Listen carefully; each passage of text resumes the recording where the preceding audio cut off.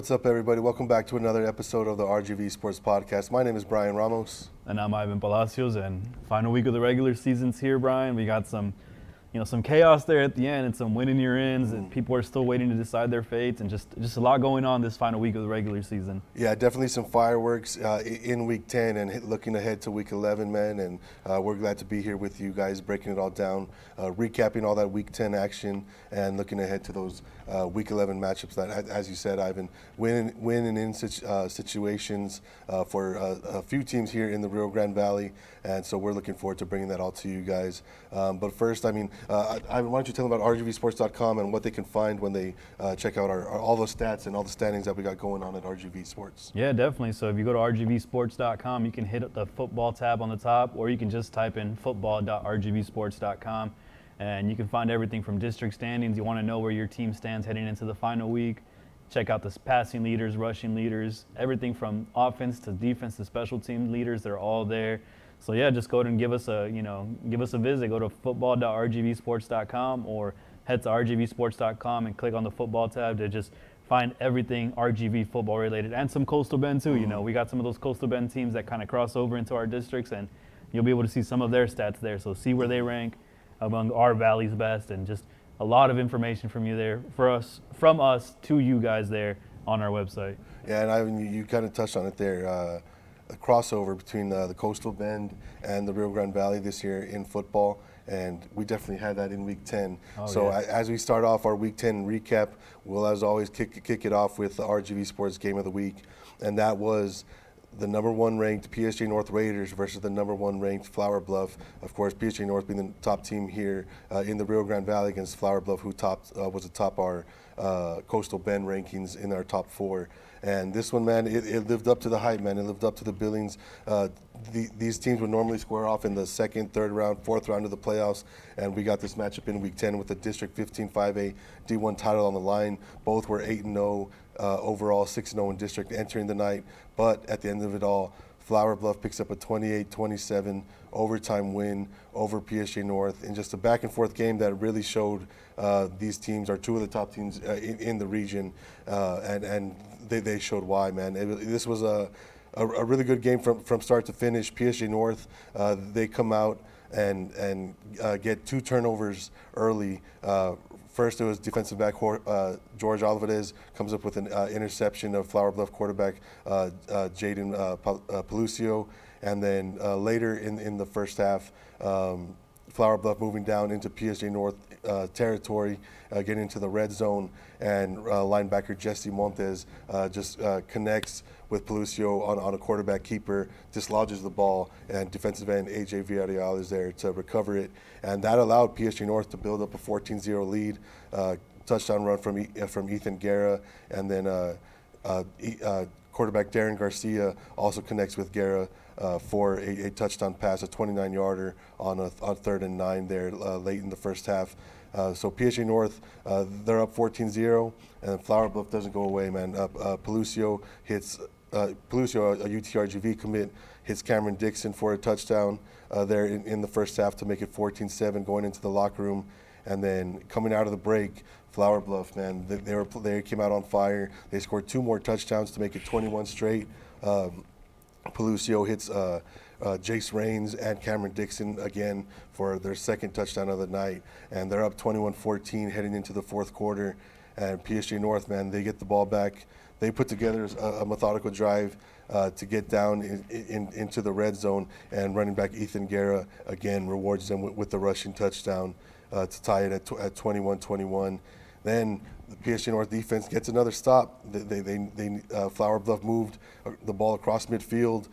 PSG North was able to turn them over on downs, give that ball back to their offense, and the Raiders drive downfield, get to the Flower Bluff 11-yard line with seconds left, in position for a game-winning 28-yard field goal from the right hash, but the kick sails wide left. That sends the game into overtime, tied at 21-21. PSG North starts the overtime with the ball, and running back Ethan Guerra scores on a 20-yard touchdown run to give the Raiders a 27-21 lead. And the extra point just sails wide right from PSG North to keep it 27-21. Flower Bluff comes back on their turn with possession in that first overtime. They need a touchdown to tie, extra point to win, and they get that touchdown on a 12-yard run from Cameron Johnson, and then kicker Ethan Satsky knocks through the game-winning extra point for a 28-27 win. Flower Bluff takes down PSG North in just a really good game that showed, I mean, just these are two of the top teams in the region, and both have real chances at putting together playoff runs in the postseason. And PSG North, man, they did everything they could to win this game, and they were in position.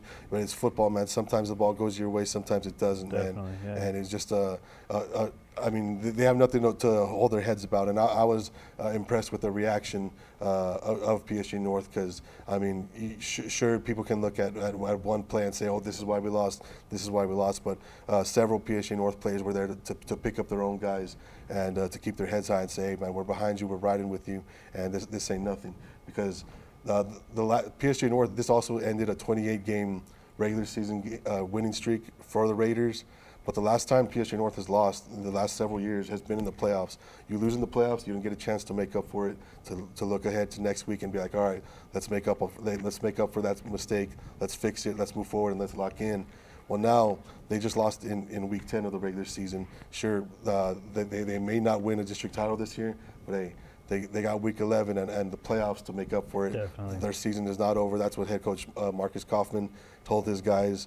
And I was just impressed by both teams, man. PSG North, they played with that intensity that they're known with. They were the more intense team. They were laying the wood, man.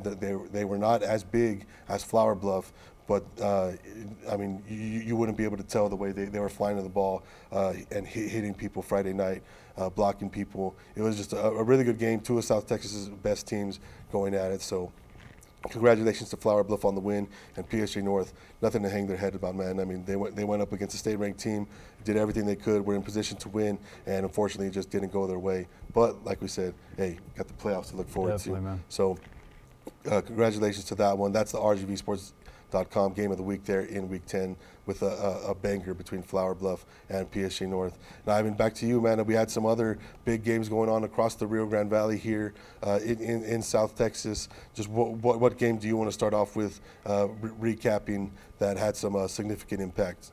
Yeah, it's kind of hard to top that one, but, down in Brownsville, we had a really good one that, came pretty close to topping it, I would say. Brownsville Lopez, Brownsville Pace, two teams that, you're not used to seeing in the district title hunt, both trying to keep their district title hopes alive. That was Thursday at Sands Memorial Stadium, and early on, Lopez takes a 21-7 lead. They scored 3 touchdowns in that second quarter, and who's behind it? None other than Eddie Slovak, one of the top running backs in the valley, breaks a 62-yard touchdown run, adds about a 10-yard touchdown later, and they're up 21-7 at the half behind that 3-touchdown second quarter. And Pace has a running back of their own. We talked about him coming into this game. That running back Adrian Salceda, when you have a guy like that, you're not out of the game. And sure enough, huge second half from him. He breaks a 55-yard touchdown run in the third quarter, then a 50-yard touchdown in the fourth quarter to tie the game. That second touchdown, he helps him eclipse the 2,000-yard mark for the season. Wow. Finishes with 299 yards and 3 touchdowns. 200-yard games have become the norm for this kid. He's under 200. We're like, whoa, what happened there? So, they're right back in it, but, Lopez goes back to their guy, Eddie Slovak, on the final drive.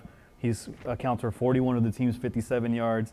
They're chewing up the clock, just handing it off to Eddie, gets them all the way down into field goal range, and here comes in junior Diego Guerra, a soccer player. He played football last year primarily as a kicker. This year he's been more available to them, plays receiver, plays defensive back, had an interception in the game too, and he's also their kicker. He steps into this moment, no pressure whatsoever. He's used to kicking those penalty kicks.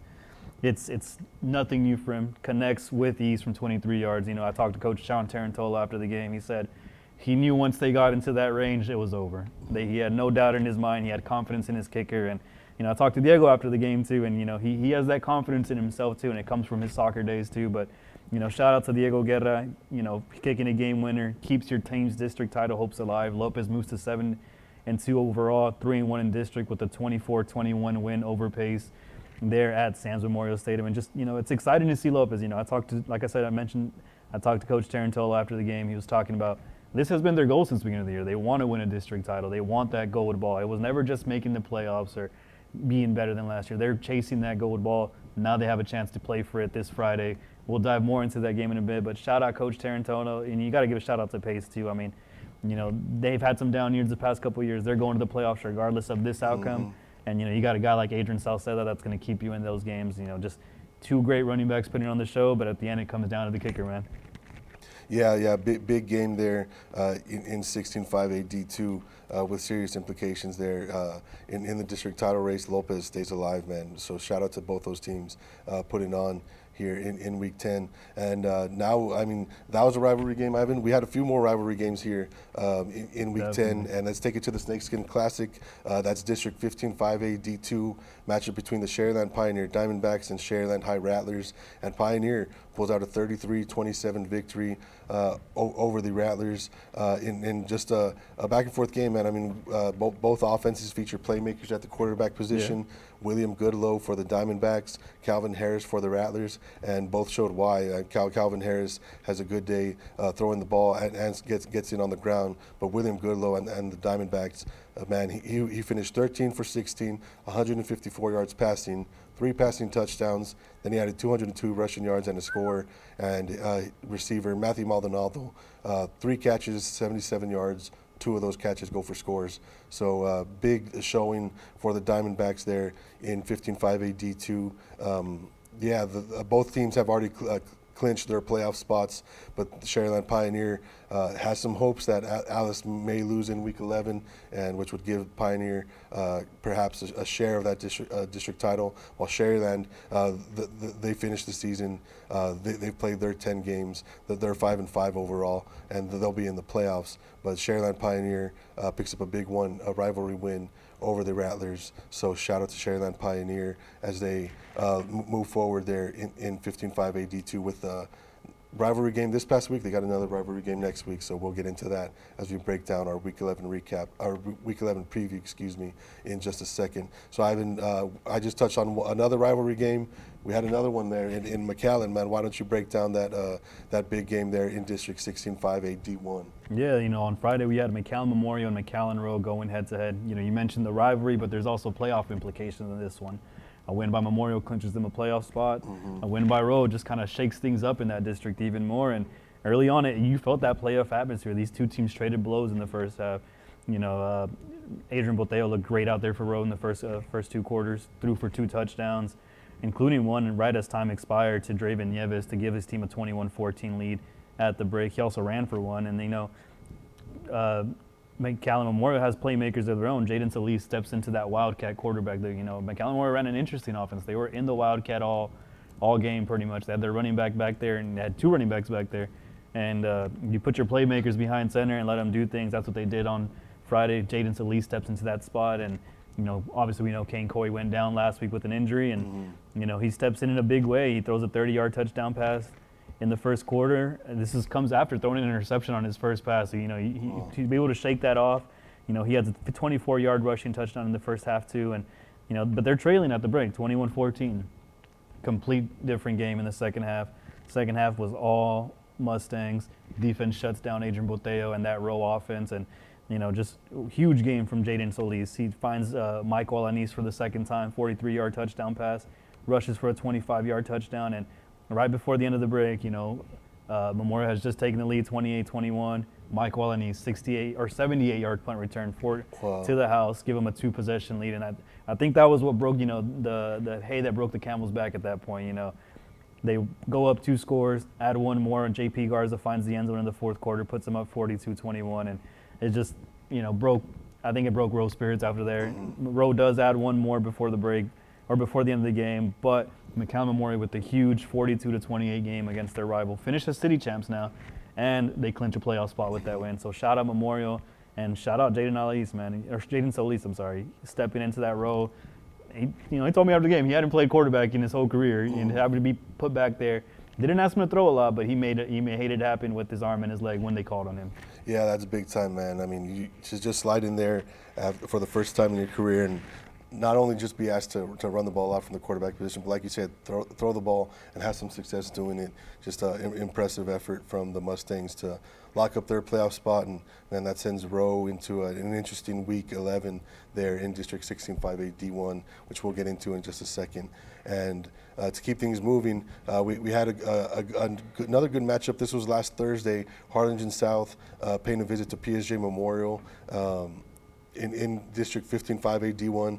Both of these teams still had the playoff hopes alive entering the game, but Harlingen South picks up a 21-14 win to keep their hopes alive while eliminating PSG Memorial from playoff contention. So Harlingen South running back Alvin Edwards scores 2 touchdowns, and one of them ended up being the game winner there against PSG Memorial. And Dylan Anaya also runs for 1 for the Hawks. And PSG Memorial on the other side, man, they were up 14-7 at the half. Ryan Reyna scores 1 rushing touchdown, and Emi Colunga scores another.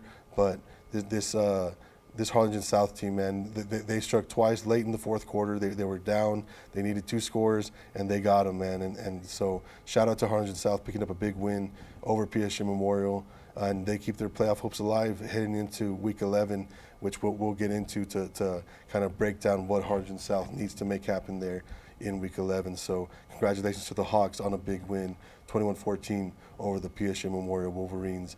And back to you, Ivan. What other games did you have your eye on last week?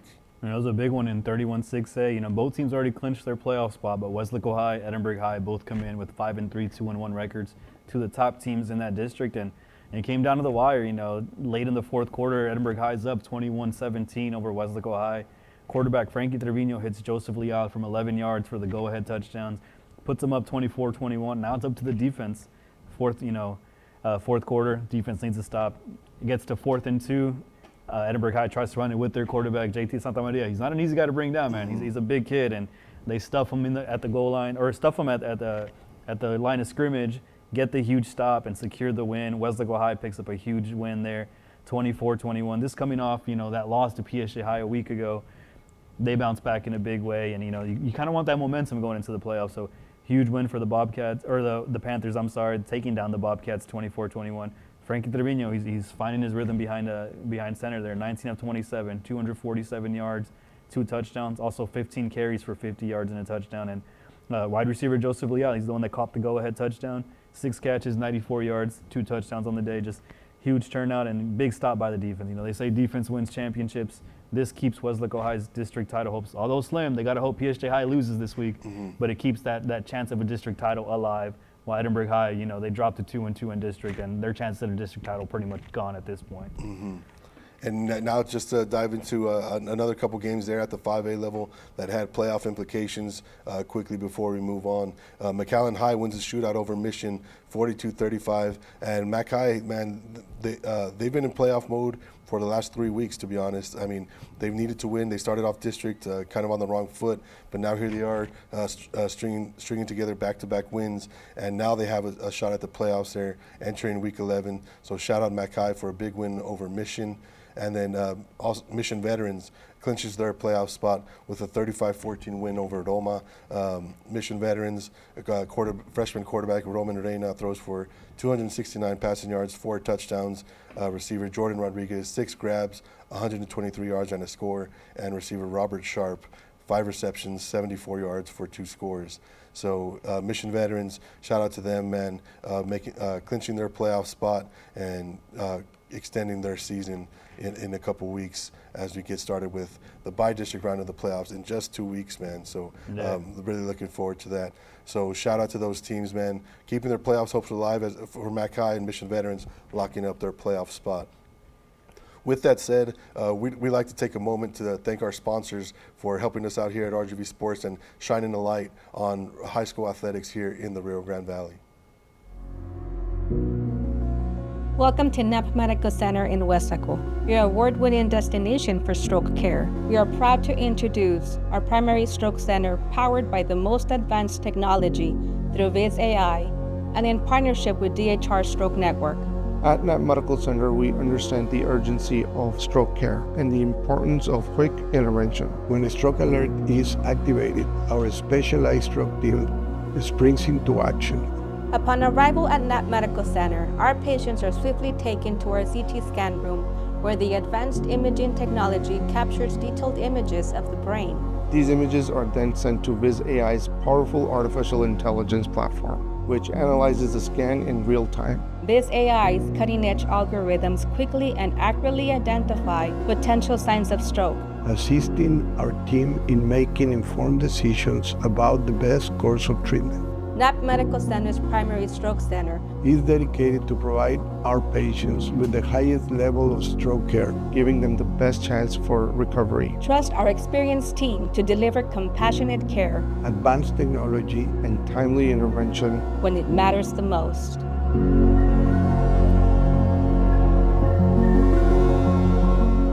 Finding the certified pre-owned vehicle you want can be a challenge, but Clark Knapp Honda makes it simple. We put all our certified pre-owned Hondas through a rigorous inspection process and offer extended warranties and service agreements. In short, we make it simple to drive out the pre-loved Honda you've had your eye on. Clark Knapp Honda.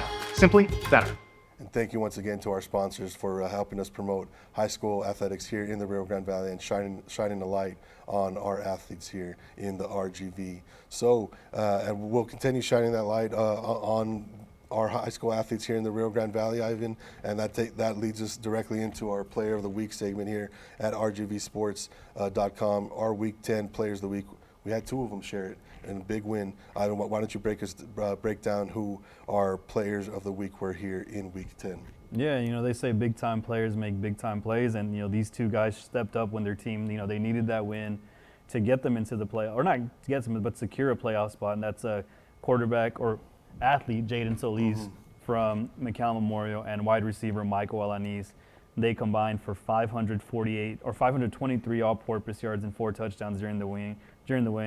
They go 3 straight touchdowns between the two of them during the third quarter, and they're RGV Sports co-player of the weeks. And like we mentioned, Solis steps up behind center. Kane Corian goes down, runs that wildcat offense. He goes 4 of 6, 128 yards, 2 touchdowns, rushes for 170 and 2 scores on 20 carries. And on the other side, Michael Alanis, 3 catches, 104 yards, 2 touchdowns. It seems like this guy touches the ball, it's a touchdown. I mean, he touches the ball 5 times that night, scores 2 through the air, also had that 78-yard punt return, finished with 184 all-purpose yards on only 5 touches, 3 of those for touchdowns. And so just huge performance by these guys. They helped, McAllen Memorial improve to 7-2, 5-1 overall, secure that number 2 seed in the district. And just shout out to our Players of the Week, Jaden Solis and Michael Alanis.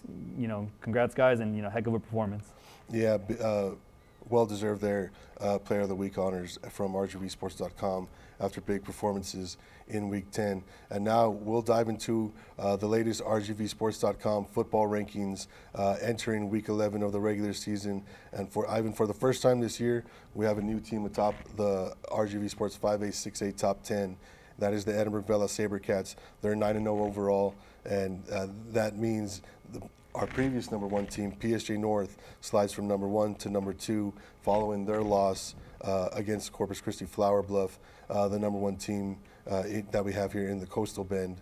But man, this PSG North team, I mean, they did everything they could to win, man. They were in position to win. They just came out on the wrong end. The ball didn't bounce their way Friday night, and that's football. But looking at this PSG North team from start to finish, I mean, I know coming into this season, there were other media outlets who had several other teams atop their rankings, and I think we were the only ones that had PSG North at number 1 from start to finish. I remember over the summer having conversations with other media members that cover sports here in the Rio Grande Valley over the summer, like, oh, who's going to be the best team in the valley, do you think? Who's going to be the best team? And my immediate answer, I didn't have to think about it very much, it was PSG North. And PSG North has been the best team here in the Rio Grande Valley all year long. And I knew they'd have dogs coming back. And so they're well deserved, and they deserve all the recognition that they're going to receive. And they still have the pieces to put together a playoff run. But Edinburgh Vela, man, they're 9-0. There's only one undefeated team left here in the Rio Grande Valley. It's the Edinburgh Vela Sabercats.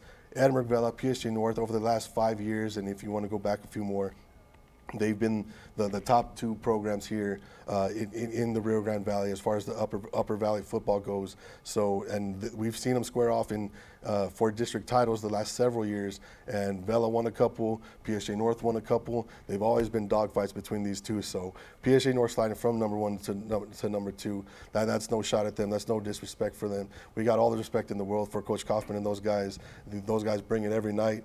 Just they're a blast to watch. But Edinburgh Vela, man, 9-0, they got some ballers as well. So Edinburgh Vela, well deserving of the number 1 spot, and PSJ North. I mean, hey, these are just rankings when it's all said and done. They mean nothing. So PSJ North has all the opportunity in the world to go out and show us why they're the number 1 team in the Rio Grande Valley. So the first movement atop the RGV Sports 5A, 6A top 10, and Ivan, the rest of the rankings kind of from 3 to 8, very little movement moving there. What if you can run us through the next few teams here in our 5A, 6A top 10? Yeah, and number 3 stays the same. PSJ High, they picked up a huge win, clinched at least their share of the district title last week. And number 4, you got Los Fresnos, also clinched a share of the district title with the win over Harlingen last week, 8-1. Both can win outright with wins this week. Number 5, Brownsville Vets wrapped up their season, picked up a win against San Benito 28-18. They're 7-3.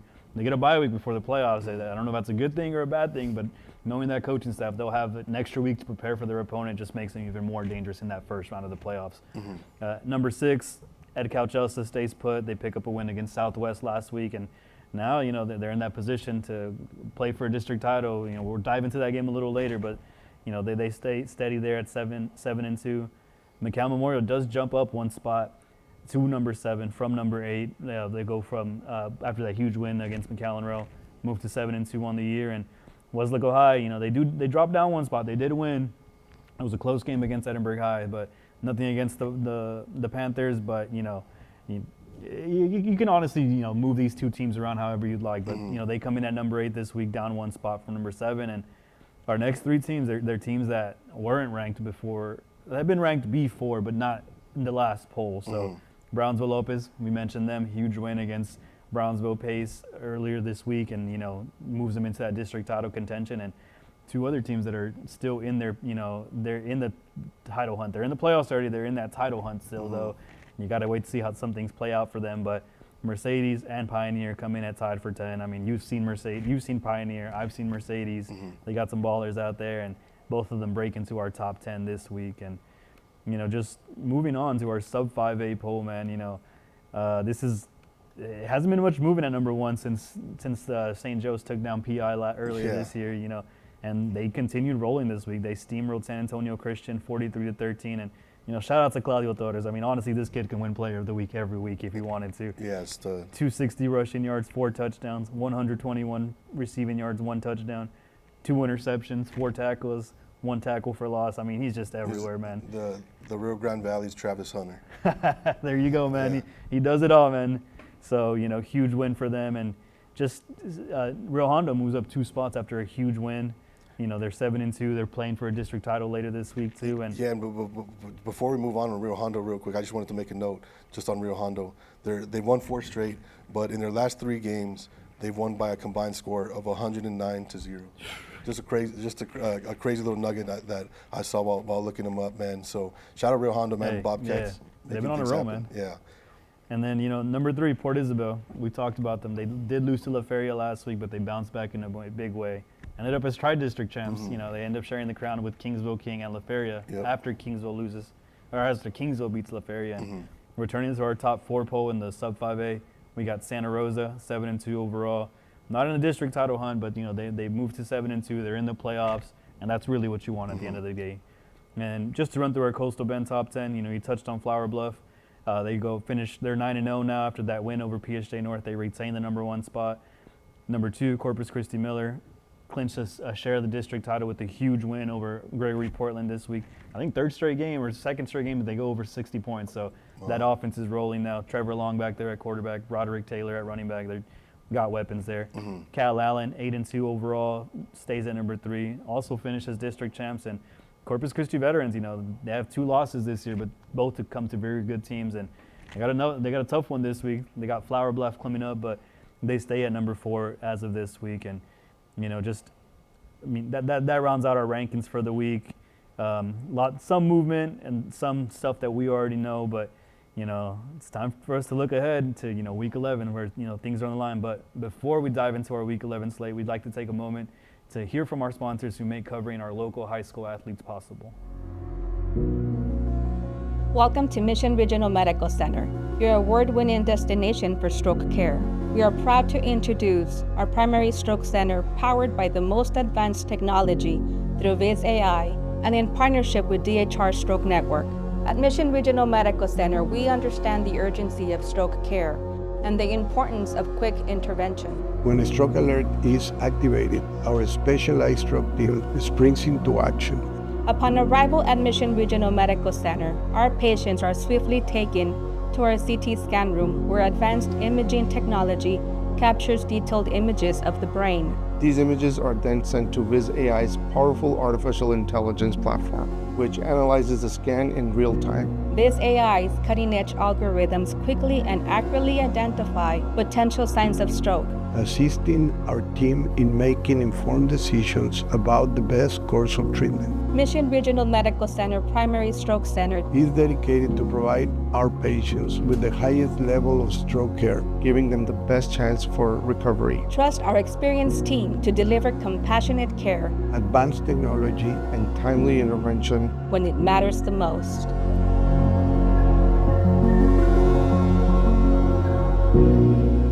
Test drive today at Clark Chevrolet and drive home a winner this December when you enter the Ticket to Ride the Great Tracks giveaway. Visit Clark Chevrolet for a test drive and you're in. It's that easy. No purchase necessary. One entry per household. Test drive today at Clark Chevrolet and drive home a winner. Get in on the Ticket to Ride the Great Tracks giveaway at Clark Chevrolet today. For nearly a century, we're family. Enter today when you visit Clark Chevrolet, US 83 McAllen, Texas. Big shout out again to our sponsors. Appreciate, you guys supporting us and, allowing us to do stuff like this for you guys here in the Rio Grande Valley. And, now, last week of the season, Bryan, week 11, some winning your end games. And as always, we start with our game of the week. And Bryan, what can you tell us about that one? Yeah, Ivan, you said it, man. We got a few winning in games, and that is the case for our RGVsports.com game of the week here in week 11. District 15 5A D1. I think when the UIO released the realignment, everybody knew, oh crap, man, this is going to be a dogfight to get in the playoffs. There's 9 teams in the district. 7 of them made the playoffs in the 2023 season. So we know there's only 4 going to make the playoffs this season. And now spots 1, 2, and 3 are spoken for between Flower Bluff, PSG North, and Corpus Christi Veterans. That order still remains to be determined entering the final week.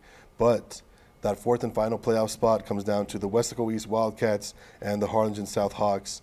Westaco East comes into this one 6-3 overall, 4-3 in district. Harlingen South 5-4 overall, 4-3 in district. And this game is 7 p.m. Thursday at Bogus Stadium in Harlingen. And as we said, it's a win-and-in situation, man. Both these teams been in the playoffs back-to-back years. And so this one should be a fun one, man. They shared the same district a season ago in 16 5A D1. Now here they are meeting the final week of the regular season for a playoff spot. I'm expecting a fun matchup, man. Both these teams are similar. They like to run the ball very well. They place solid and stingy defense, and I'm expecting nothing different Thursday night. Westaco East. They're led offensively by running back Margarito Pompa and freshman athlete Malachi Rodriguez, who has come on really strong in his first year with the Wildcats, kind of leading their rushing attack. While Harlingen South, on the other hand, running back Alvin Edwards and athlete Dylan Anaya kind of makes them go for Harlingen South. So. And defensively, man, they both got playmakers on every level of the defense. So I'm expecting a hard-hitting affair Thursday. Both these teams fighting for a playoff spot. Coach Israel Gonzalez will have the Hawks ready, and I know Coach Mike Burgett will have the Wildcats ready for this one. So I'm expecting a good matchup, man. It's going to be a slugfest between these two teams fighting for one playoff spot. Winner extends their season into the postseason. Loser calls it a year and ends up hanging it up after this week. So big game here in the RGV Sports game of the week. Westaco East, Harlingen South, 7 p.m. Thursday, Bogus Stadium in Harlingen.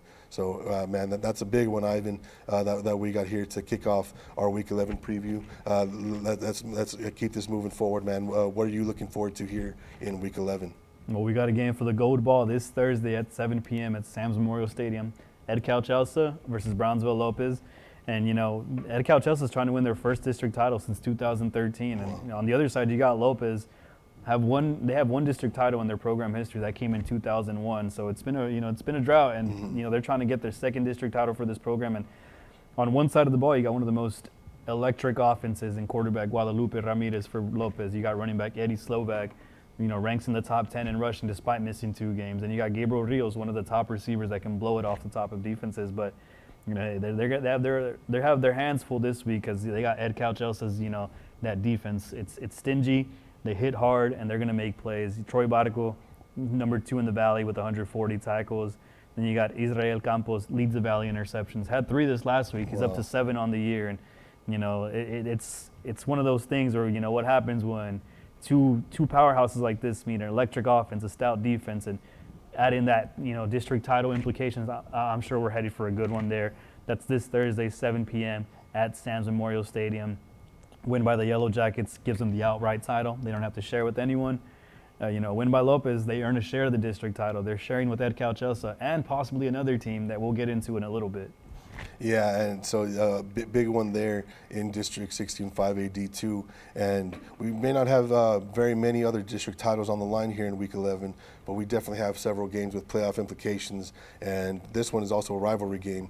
McAllen Row, McAllen High, they're both 3-6 overall, both 3-3 in district, but this one is a potential win and in situation. This one is 7:30 p.m. Friday at McAllen's Veterans Memorial Stadium, and man, both these teams, man, we've seen a Row just rally through and battle through adversity from the beginning of the season all year, and now here they are with a shot to punch their playoff ticket here in Week 11. While Mackay, they did not start the year off hot at all, yet here they are turning things around here, kind of at the midway point of the regular season. They've been since then been pointing upwards, trending upwards, and now here they are, Week 11, with a chance to play for a playoff spot in District 16-5A D1. And I expect a good one, man. We saw Rowe give Memorial everything they could handle. A couple weeks ago, they were in a shootout against Mission. And then, of course, Mackay coming off back-to-back wins and winning the shootout over Mission last week, 42-35. So this one, it's not a win-and-in situation yet. That's always pending results from other games, and we have a few other big games going on there in District 16-5A D1. La Jolla Palmview plays at McAllen Memorial Thursday, 7 p.m. Thursday at McAllen Veterans Memorial Stadium. Palmview needs a win to keep their playoff hopes alive. If Memorial beats them, that eliminates Palmview from playoff contention.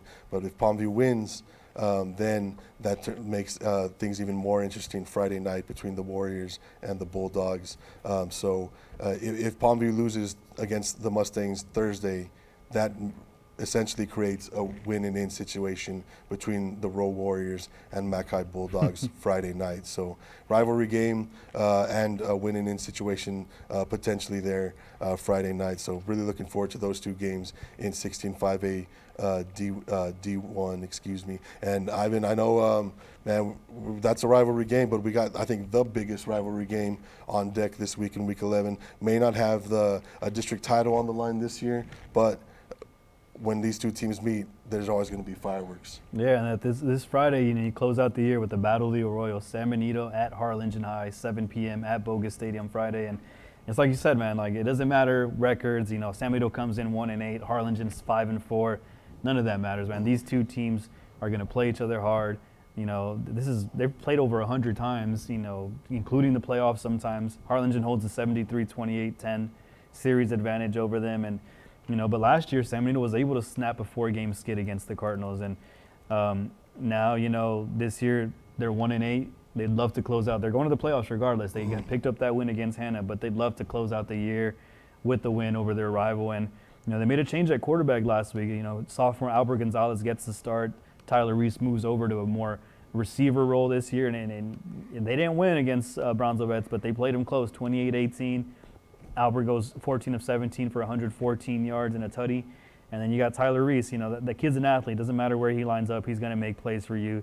over the last 2 weeks, 136 yards and a touchdown receiving, had 63 receiving yards against Los Fresnos, 73 against Brownsville Vets last week. And it seems like, they might have found a little combination there going forward. And on the other side, you got Harlingen, who had their 4th quarterback of the season start. They go to Nathaniel Gonzalez. That's, obviously lost Jonas Serran to the year, Hassan Woolery to the year. Gavin Cisneros started last week, and now it's Nathaniel Gonzalez. And, they've had a little quarterback carousel there due to injuries and other stuff. And, but can't forget the man in the backfield. They still have a stud in Noah Huerta there in the backfield that can win games for you. He kept him in the game last week against Los Fresnos. He's nearing the 1,000-yard mark this year, and it should be a good one, man.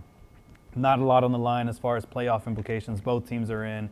One's headed to D1, one's headed to D2 at the 6A level, but these teams they play each other hard no matter what, and I think it's going to be a good one. I think it's going to come down to the wire. And, it should make for an interesting electric atmosphere regardless of the situation.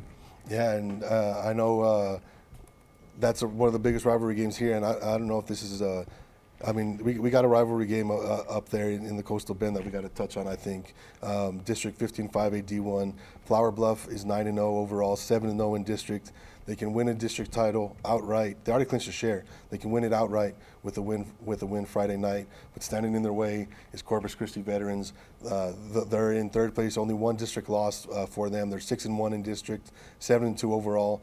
Corpus Christi Veterans only 2 losses of the year against Corpus Christi Miller and against PSG North. So now PSG North, we know they have 1 loss in district. Corpus Christi Veterans just has 1 loss in district. So if Corpus Christi Veterans can find a way to knock off Flower Bluff here in Week 11, that creates tri-district champions there in District 15 5A D1, and which of course will go to a points tiebreaker if all 3 teams were to win. But Flower Bluff, hey man, you're 48 minutes away, one victory away from winning an outright district title, going 10-0. So that's a big game here in Week 11. The Flower Bluff Hornets and Corpus Christi Veterans Eagles here in 15 5A D1. So I know some Valley teams will definitely have their eyes on that matchup.